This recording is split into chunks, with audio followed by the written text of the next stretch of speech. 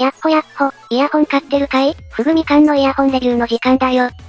今回紹介するのは、ナイス HCK から、大変評判の良い上級ケーブル、スペースクラウドがリニューアル、より雰囲気に合ったコネクタと、部材の見直しによってパワーアップした。ナイス HCK スペースクラウドアルトラだ。スペースクラウドは、全音域を強烈に聞かせてくれる、全体的に音を強調するケーブルで、かつ、色合いも独特で、印象に残るケーブルのうちの一つ。実際、僕も愛用していて、現在は、タングザのゼティアン U に組み合わせて使ってる。なので、今回は、タングザゼティアン U に接続し、無印の元祖スペースクラウドと、今回届いた、スペースクラウドアルトラを比較しながら話してみるぞ。ナイス HCK 公式が、スペースクラウドからパワーアップしたポイントとして挙げている点は2点。スペースクラウドアルトラは、何がアルトラなのかというと、見ての通り、アルミニウム合金製のプラグ、コネクタ周りと、分岐部のデザイン変更が行われた。これは、ナイス HCK のフラグシップケーブルに使われている、デザインと共通のもので、当然、フラグシップクラスのスペースクラウドシリーズも、このより高品位なプラグシェルが採用されることになった、ということだ。加えてもう一点、見えないポイントとして、ハンダの品質が変更になってる、米国製のものが使用されていて、より洗剤にふさわしい組み立てになったわけだ。色合いとしても、銀色と銅色のケーブルを、透明度の高い青色のケーブルで覆う、紫と青の中間の微妙な強弱のあるケーブルで、外観も美しい。今回のプラグは、薄いメタリックパープルとなっており、より、全体の雰囲気が薄紫の金属色という、日本人好みの良い塩梅の色合いに統一されているぞ。以前のスペースクラウドは指紋が目立つ、メッキタイプのプラグ周りだったんだけど、こちらの方がいつでも綺麗に使えるな。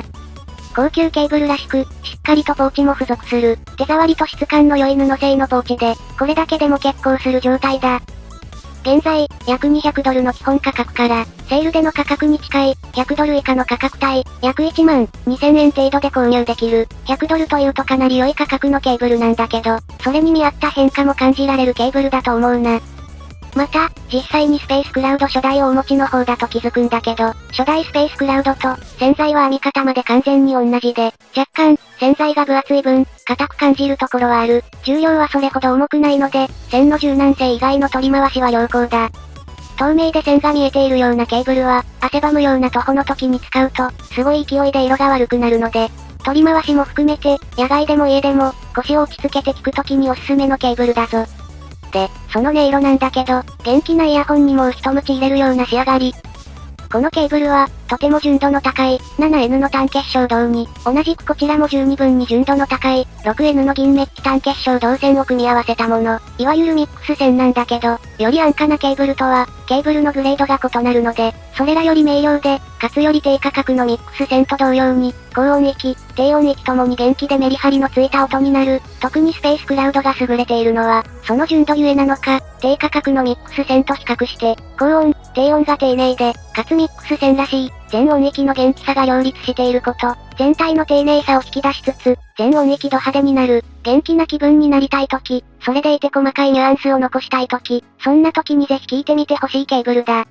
HCK の中でも上等なケーブルなので、それに見合ったお値段だけど、個人的に、派手で元気でそれでいて高解像度なケーブルとして、HCK の上級ケーブルの中でも一番おすすめだな。もちろん、スペースクラウドも変わらずおすすめだけど、今回のプラグ変更に伴うアップグレードは、全体の印象を変えず、ハンダとかで音変わるのかなという不安も解消した、より隙のないケーブルになってる。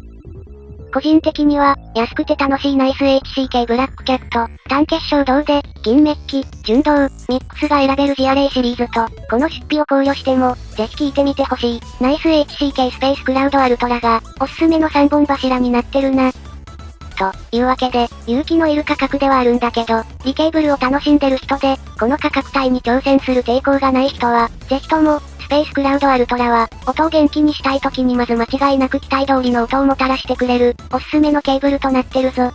と、こんなところだな。スペースクラウドは問答無用で好きなケーブルなので、今回の仕様変更でより長く続いてくれるみたいで嬉しい。3よろず4万のケーブルは手が出なくても、1万台のケーブルは、好きなイヤホンに組み合わせる究極の手段として覚えておくのがいいんじゃないかなといったところで今回はここまで。